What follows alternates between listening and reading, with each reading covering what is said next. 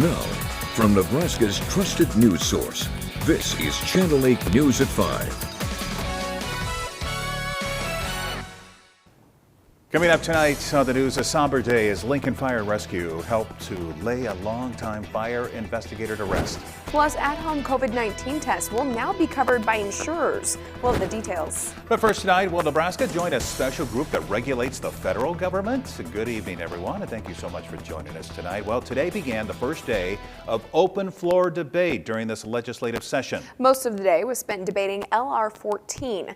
Channel 8's Ariana Martinez joins us live from the Capitol to explain what L.R. 14 is and why some senators have concerns. Ariana? Rod and Megan, L.R. 14 is an effort for Nebraska to be part of a convention of states. Now, a convention of states would be a group of individuals that would help to regulate the federal government. Senators in favor believe it would give the people power to regulate the federal government, whereas those opposed are worried they would lose their rights. I'm opposed to it because it's dangerous. It's dangerous in the sense that once this convention is called, there's no way to limit the scope of what the convention can address in the Constitution. So that means that our constitutional rights regarding First Amendment, regarding the Second Amendment, regarding reproductive rights, all of those things would be open up for debate, despite the proponents messaging that it wouldn't be. Senator Steve Halloran stated more than once that the Convention of States cannot amend the Constitution. Just to clarify, Article 5 does not allow either Congress or a Convention of States to ratify or amend the Constitution. Only the states can ratify an amendment. So all we can do is propose, and then the states dispose by ratifying or not. This concept can be a little confusing. Many senators spoke about that. I'm also continuing to learn, and this is a very fascinating topic. Senator Halloran created the word FUD, which stands for fear, uncertainty, and doubt. Halloran feels Senator Moorfeld was attempting to cause more confusion with his proposed amendment, AM 1545. Senator Moorfeld purposely put in what is commonly referred to as a poisonous amendment.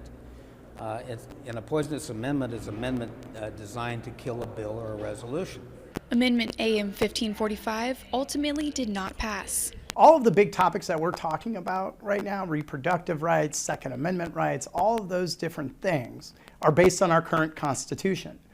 This convention could come and repeal those sections of the amendment. They could completely change them with approval by the states. But L.R. 14 did advance to the next step of enrollment and review.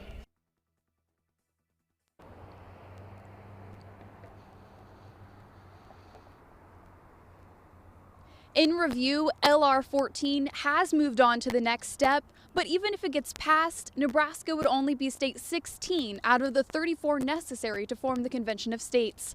Reporting live at the Nebraska State Capitol, Ariana Martinez, Channel 8 News. Ariana, thank you very much for that live report and our top story tonight. Governor Ricketts and state officials announced big plans to build a lake between Lincoln and Omaha. It would be a little bigger than Lake Okoboji in Iowa, to kind of give you a reference there. The $200 million plan would create a 7-mile-long reservoir along the lower Platte. It would be 4,000 acres with the goal of keeping tourism in the state and boost the economy. Officials also hope it would increase tax revenue by making this a resort and tourist destination. We believe that there is an opportunity to build a reservoir of this size that will do all those things, that will add economic opportunity for our state, help us control more of our own water, sustain more of our own water, while not in any way impacting Ashland and the surrounding communities. And in fact, we think will ultimately only improve the economic opportunity in those areas. Now, this plan doesn't involve any damming. Instead, they plan on digging around the river to create the reservoir. Officials say most likely for this plan to happen, it would have to be approved by lawmakers. Jeff Fortenberry has announced he's running for re-election in Congress, despite a year surrounded by controversy.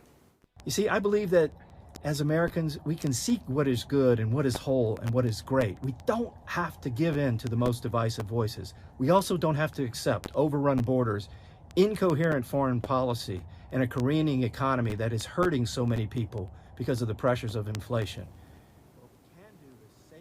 Fortenberry is seeking a 10th term. He's currently under federal investigation, accused of lying to the FBI as they were investigating possible illegal campaign funds. Fortenberry says he's had a successful year despite that, including having his ALS bill signed into law. He'll have several challengers for his seat, including State Senator Patty Pansing-Brooks. COVID testing chaos continues around Lincoln, many waiting days to get the swab. And now Lincoln's biggest testing site is making some changes on how they administer tests. The Nomi Health testing site there behind Gateway Mall is now requiring appointments moving forward. They're doing this to keep up with hour-long lines we've seen lately. So the appointments is really beneficial to the patient, to the client, to kind of give them, information on this is my time frame when I'm going to be seen, and then we don't have those really long lines and wait periods of times that could get frustrating if you're in line for a very long time. And Nomi Health is looking to expand in the coming weeks to get more testing capabilities moving forward. We're going to have much more on that coming up tonight on the newscast at 6 o'clock. And starting on Saturday, private health insurers will now be required to cover up to 8 at-home COVID-19 tests per month. The Biden administration announcing the change as it looks to lower costs and make testing for the virus more convenient. Under the new policy, Americans will either purchase home test kits for free or submit receipts for reimbursement. And across Nebraska, hospitals are overwhelmed with the number of patients coming through their doors. From the sheer number of COVID patients to what many are calling the mass exodus of healthcare workers, hospitals in Nebraska, again, are struggling. Hospitals like Methodist and Great Plains say they are seeing burnout and staffing shortages like never before. From the COVID patients to even car accidents or maybe a heart attack patient, wait times for care and even transfers are going up. I would say individually, for those who are the sickest, the wait times to get the care they need has went up dramatically. What that is, I don't know, but there are times where we're seeing 4, 8, 10 hours to find a bed for someone who needs intensive ICU care. And with limited beds here in the state for those intensive care patients, hospitals are forced to look to surrounding states in hopes of finding some help. Doctors are warning people things may only get worse, so now is the time to stay home if you don't feel well and make sure you get vaccinated. Well, it's really not just here. Healthcare workers around the country continue to work short-staffed. Hospitalizations in the U.S. have now hit a pandemic high. This is a Biden administration mandate for large employers takes effect. ABC's Ike Ajachi has more. The Biden administration's vaccine or test rules take effect today for 80 million American workers. The Supreme Court electing not to make a decision today, which means private companies with 100 or more employees will now be required to gather and keep records on the vaccination status of each worker. They need to get vaccinated or submit weekly testing. Also, face coverings for anyone not fully vaccinated are now mandatory, along with a policy requiring employees to report a positive COVID diagnosis. Meanwhile, hospitals are straining under the surge of the highly infectious Omicron and Delta variants. Right now, we are closer to crisis situation than we ever have been. Today, a record 141,000 Americans are currently hospitalized with COVID-19, a pandemic high. Hospitals are admitting an average of 18,000 COVID-positive patients a day. Hospital staff dwindling. In my career, I've not seen numbers and volumes like this. The Omicron surge affecting school districts too. Newark, New Jersey, Milwaukee, and Cleveland, among dozens of others, electing to go back to remote learning. But many health experts say in-person learning is safe. If people wear high-quality masks, even without those other upgrades, which I would like to see, it still is safe for kids and teachers to be back in schools. Today, Chicago students are staying home for a 4th day in a row due to ongoing negotiations between the city and the teachers union. Right now, union officials are proposing a return to in-person learning on January 18th. It is unacceptable that students like me are not allowed to learn. And the latest national daily death average from COVID-19 stands at more than 1,500 a day. That's up 34% from last week. Ike Ajachi, ABC News, Washington. Malcolm Byron joins us now. He's in for John tonight. And Malcolm, let the warm-up for this week begin. All right, back into the 40s in the capital city today, and depending on where you were, you may be a bit warmer this afternoon. If you're off to the east, you may be just a little bit cooler. A sunny day as well. Let's take a live look over our Shones roofing camera in Beatrice. A sunny look over Beatrice right now, expecting mostly clear skies this evening. Compare temperatures to this time 24 hours ago. Yeah, there's a lot of orange on the map there. 8 degrees warmer in the capital city compared to yesterday. 13 degrees warmer in Beatrice, 15 degrees warmer in Hastings. As far as high temperatures go today, we made it up to 42 degrees in Lincoln. Cooler temperatures off towards the east. We did have a little wind shift earlier today. Folks off to the west got to bask in southerly winds for a little bit longer. 33 degrees the high in Omaha, 35 in Nebraska City, but check out towards the Tri-Cities. Got up to 54 degrees in Grand Island, 52 degrees in Hastings. That is a taste of what's to come for tomorrow. Here's where we stand right now, 37 in Lincoln, 41 in Beatrice, but still hanging on to the upper 40s to near 50 degrees out towards the Tri-Cities, 45 degrees in York, 50 degrees in Aurora, 49 degrees in Grand Island. Our forecast for this evening, and you know what, I'm going to be honest, folks, I completely forgot to update this graphic, so those are not the correct numbers there, but yeah, those are just not the correct numbers.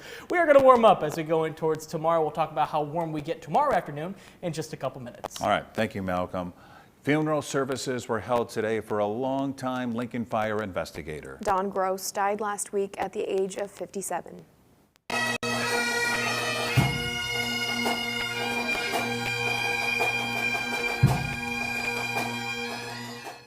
Several firefighters, friends, and family gathered to pay their last respects today.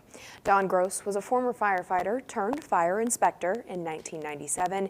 He was also a bomb technician for the city and served as a military helicopter pilot for more than 20 years. Earlier today, Lincoln Dispatch sent out one last call to Don. Dispatch to Inspector Gross. Dispatch to Fire Inspector Donald Gross. Having heard no response from Inspector Don Gross, we know that he has responded to his last call on Earth and that the fire department in the hereafter has a new responder. Don served the citizens of Lincoln for 34 years. We appreciate his dedication and his family's sacrifices during the time he served. Don has now become a guardian who will help watch out for all firefighters as they respond to emergencies. Fire Inspector Gross has completed his tour of duty in his life. Be safe until we meet again.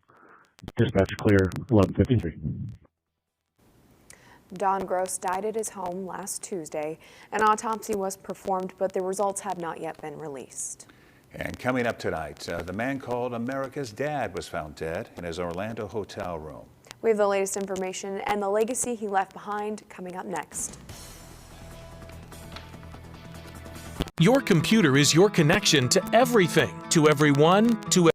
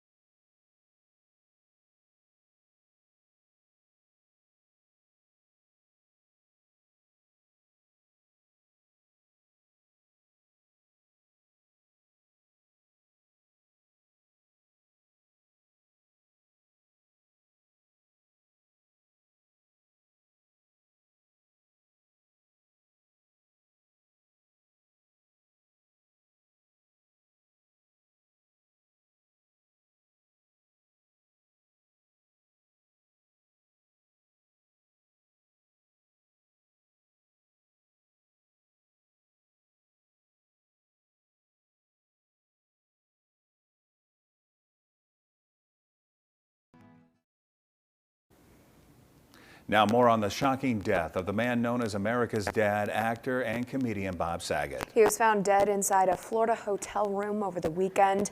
Medical examiners say they have found no evidence of foul play or drug use, and the cause of death could take weeks. ABC's Morgan Norwood has more. He earned the nickname America's Dad. Hi, Michelle. Hi, Daddy. Winning the hearts of millions as Danny Tanner on ABC's long-running sitcom Full House and hosting America's Funniest Home Videos. Hi, everybody. I'm Bob Saget, and this is a new suit. Bob Saget was a quick-witted actor and comic who dedicated his life to laughter, continuing to perform stand-up. On Saturday, playing this show in Jacksonville, Florida. Saget sharing this photo on Instagram after his performance, writing, quote, "I'm back in comedy like I was when I was 26. I guess I'm finding my new voice and loving every moment of it." Hours later, the 65-year-old found unresponsive inside his hotel room. First responders swarming the Ritz-Carlton in Orlando. The TV icon pronounced dead at the scene. It's going to be for a male patient. Callers advising it's an obvious death, stating a security officer found the guest not breathing, no pulse. Fans, co-stars, and fellow comedians in disbelief. Thought it was a sick joke, and I was waiting for the punchline. And then it didn't come. Jodie Sweetin sharing on Instagram, "You were supposed to be here longer. How rude." John Stamos tweeting, "I am broken. I am gutted." Mary-Kate and Ashley Olsen echoing, "Bob was the most loving, compassionate, and generous man." Fans flocking to the Tanner family home in San Francisco, leaving cards and flowers in his honor. The medical examiner says they found no evidence of foul play or drug use. The cause and manner of death is still under investigation, and that could take up to 10 to 12 weeks. Morgan Norwood, ABC News, Los Angeles. Now, your Storm Alert Team forecast with meteorologist Malcolm Byron. Not too many clouds across the state of Nebraska today. Not seeing any clouds currently over our Allo Communications camera. Sunset this evening is just in about 1 minute, so we have a pretty view of the sunset over our Allo Communications camera. In fact, there's not a lot of clouds over much of the central part of the country. You got to look in the Pacific Northwest before you start seeing any clouds out that way. Most of the country cloud-free at this particular point in time. We are under the influence of an area of high pressure. That is what is keeping us dry, and it is scooting off towards the east, and there is a clockwise flow generally around these areas of high pressure, and we are in a position where winds are going to return out of the south as this high pressure scoots off towards the east. Now, those in the western portion of the state, they got warmer as a result today because they were able to bask in southerly flow for a lot longer. Made it up into the 50s out towards the Tri-Cities, right now at 50 degrees in Aurora, 49 in Grand Island. We are stuck in the 30s right now in the capital city, but we did make it up to 42 degrees this afternoon. 41 right now in Beatrice, 32 degrees in Wahoo. So significantly warmer this afternoon compared to yesterday. Stormcast shows mostly clear skies this evening, winds out of the south. As we go into the overnight hours, still keeping mostly clear skies, winds out of the south still as we go in towards tomorrow. But by the time we get towards tomorrow afternoon, there's going to be a wind shift approaching, forced by an area of low pressure in the upper levels of the atmosphere. Now, typically we'd call this a cold front, but I'm not calling it a cold front simply because there's not going to be a push of cool air behind this boundary. This will push through the area tomorrow afternoon, and with it we'll see some high clouds moving into the area. So while I do think we'll be mostly clear to start the day, maybe turning more mostly clear to partly cloudy for the afternoon, it could thicken up quite a bit at times, especially tomorrow evening. So we will increase clouds for the day tomorrow. But it will be a very warm day, 54 degrees, that's our forecast high. So the 50s that we saw out west today, they will be here in the capital city tomorrow. We'll keep 50s in the forecast as we go in towards Wednesday, even in towards Thursday, but then we cool temperatures off going in towards the late part of the week. So here's our upper air pattern Thursday afternoon. This is a heat dome setting up over the central part of the state. That's what's keeping us warm. But it starts to move off towards the east, allowing, opening the door for an upper level disturbance to start to sink to the south on Friday. This is what's cooling our temperatures for the day on Friday, but it is an upper level disturbance after all, and there is a small chance that we could see some precipitation on Friday as a result. This is Stormcast starting at 10 a.m. Friday. You can see some of these greens starting to appear out towards Omaha, mainly in eastern Nebraska.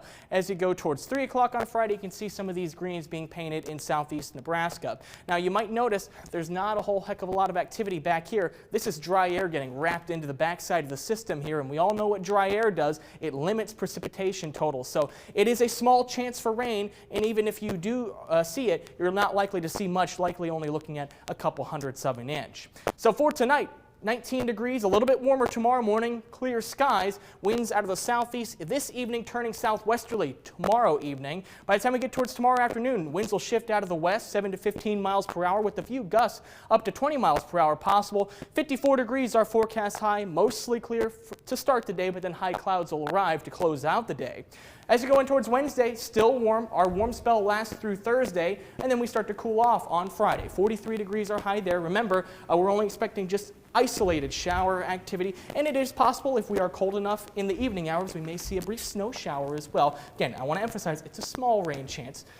32 degrees on Saturday. It looks like we'll have a kind of a roller coaster as far as temperatures go beyond Friday. Yeah, but pretty quiet forecast. All right, thank you, Malcolm. A split day on Wall Street today. The Dow falling 163 points. NASDAQ up just 7. Here are your numbers. You're watching Channel 8, Nebraska's trusted news source.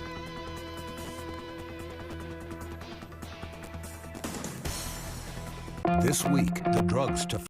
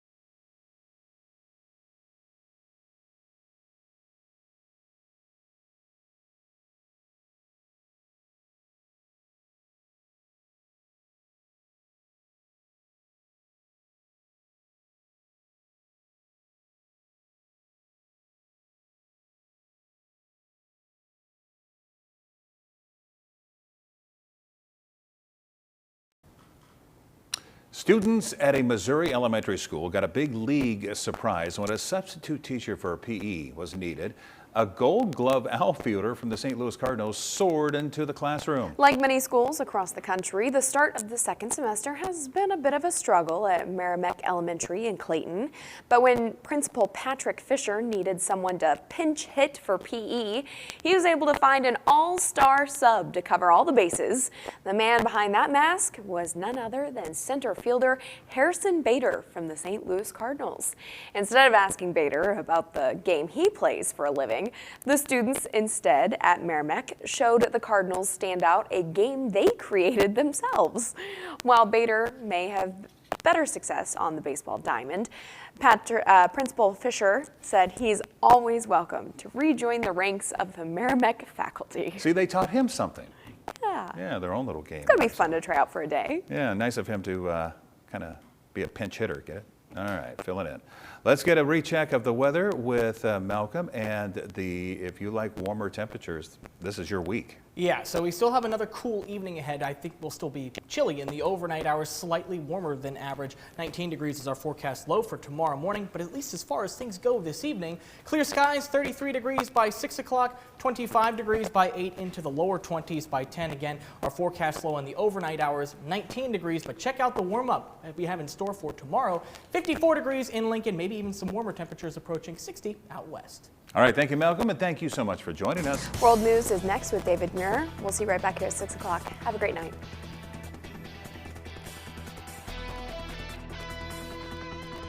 With the Channel 8 Eyewitness News mobile app, you'll be the first to know. Get alerts about breaking news and weather, all in the palm of your hand. At Comfort Made Mattress Factory, we build each mattress specifically for you, right here in our locally owned store. We can even make his side different than hers. Closed captioning on Channel 8 Eyewitness News is brought to you by Christensen Hearing Analytics.